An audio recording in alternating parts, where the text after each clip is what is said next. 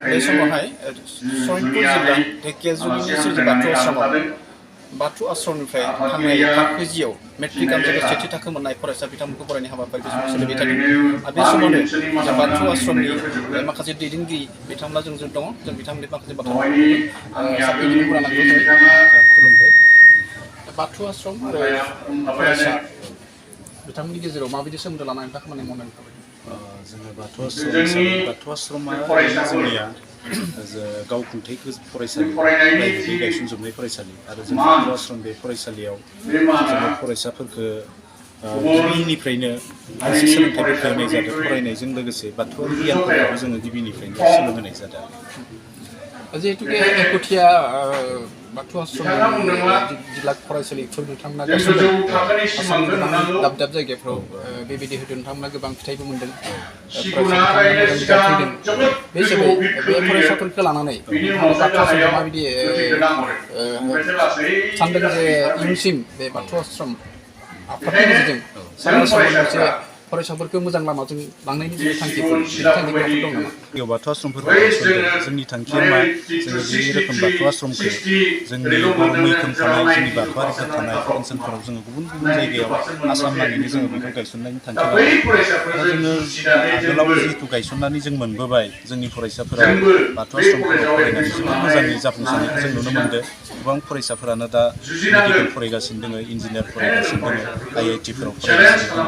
जों मिजिं खालामो आरो जोंनि फैबाय थानाय इयुन फरायसाफोरा बाथौ आश्रमाव फरायनानैनो सोलोंथाइखौ लानो हागोन। आरो बे हिसाबै जोङो 10 थाखोनि उनाव जोङो हायार सेकेन्डारि सेक्सनखौबो जोङो गायसननाय जाहैबाय। आसा खालामो जोङो सेकेन्डारि सेक्सननि उनाव इयुनाव आरोबाव डिग्रि सेक्सनखौबो जोङो गायसननो हागोन।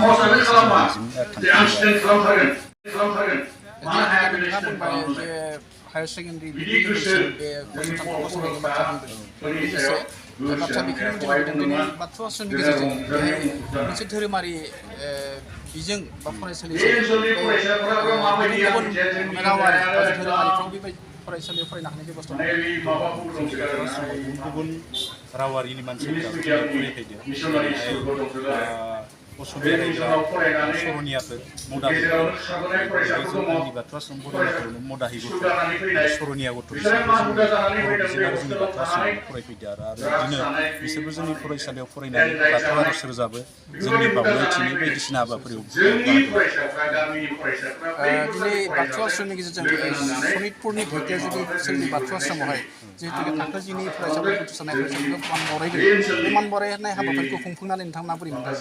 जोङो जोबोद गोजोननाय मोनदों। फरायसाफोरनि बाहागो लानाय, फोरोंगिरि आरो बिगोमाफोरनि गोसो गुदुङै बाहागो लानायखौ नुनानै जोङो जोबोद गोजोननाय आरो साबायखर बावनो लुबैदों। इयुनसिम फरायसा बिथांमोनखौ लोगोसे गाज्रि बिथांमोनखौ नोंथाङा मा खालामदों? बुंनो लुबैयो जे गोबां जोंनि फरायसानि बिगोमामोना जे सानो जोंनि बर' रावनि बिजोङाव फरायबा जोंनि फरायसाफोरा बारा रोंनाय नङा नामा, मोजां सोलोंथाइ लानो हानाय नङा। खायसे गिनाय आरो फोथायनाया दङ। जों बेनिखायनो बुंनो लुबैयो जे जोङो फरायसाफोरा गोसो गुदुं जायोब्ला, जोंनि बिगोमाफोरा गोसो गुदुं जायोब्ला, नाजाथाबोब्ला बिजोङा जोंनि जेबो हेंथा जानो हाया। बेनिखायनो साफ्रोमबो बिगोमा आरो फरायसामोना बे सोरजि बाथौ आश्रमखौबो गोसो गुदुङै बजबनानै जौगानायाव हेफाजाब होनांगौ। आंनि बाथौ आश्रमनि फोरोंगिरिफोर दङ, बे फोरोंगिरिफोरनि सायाव नोंथाङा माबाफोर बुंनांगौ नामा? जिहेतु एकुटिया फरायसा हिसाबै बे समाव गभर्नमेन्ट कलेज नङा, सरकारि कलेज नङा हिसाबै फोरोंगिरि बिथांमोनखौ मा खावलायनो सानदों? फोरोंगिरिफोरखौ बेखौनो बुंनो लुबैयो, जिहेतु जोङो गावखुंथाय फरायसालियाव जिहेतु खामानि मावदों, बेवहाय दान बान्थानि बाथ्राया थायो। गोबां फोरोंगिरिफोरानो बेथनखौ लानानै एसे गोसोखौ लोरबां खालामनो नागिरो क्लास खालामनायाव। नाथाय बेखौ जेन गथ'फोरखौ फोरोंनाय बेलायाव बेखौ जेन अजहात दिन्थिया, बेखौ बुंनो लुबैयो। थेंक इउ सार। खुलुमबाय। बे समावहाय सनितपुर जिल्लानि ढेकियाजुलि सोरजि बाथौ आश्रमाव फरायसाफोरखौ फरायनाय जि हाबाफारि थांनाय जियाव मेट्रिक आनजादाव जाय फरायसाफोरा सेथि आरो थाखोआव बाहागो लानानै फरायनो हादोंमोन, बिथांमोननि बावनाय हाबाफारि सासे आलासिनि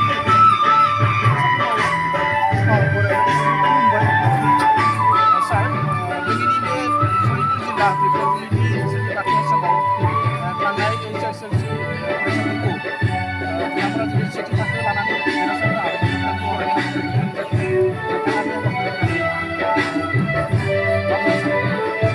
बे हाबाफारियाव बाहागो लानानै थारैनो गोजोनदों। मानोना जों अरायबो फोसाबथाय समाजारि मावनो गोनां हाबाफारि दा बेबायदिनो जोङो जिखुनु खामानि मोजां हाबा मावोबा जिखुनु मोजां हाबा मावोबा जाथिनि हारिनि गावनि दा बे मोजां हाबा मावनाय मानसिफोरखौ फरायनांगोन जाहाथे इयुन जोलैफोरा बेफोरखौ नुनानै थुलुंगा खालामनायखौ मोनो आरो जोंनि बाथौ आश्रम आरो बाथौ आश्रमनि गेजेराव सोमोन्दो खालामनाय मा होनो जोंनि बाथौ आश्रम आरो बाथौ आश्रम बेनि गेजेराव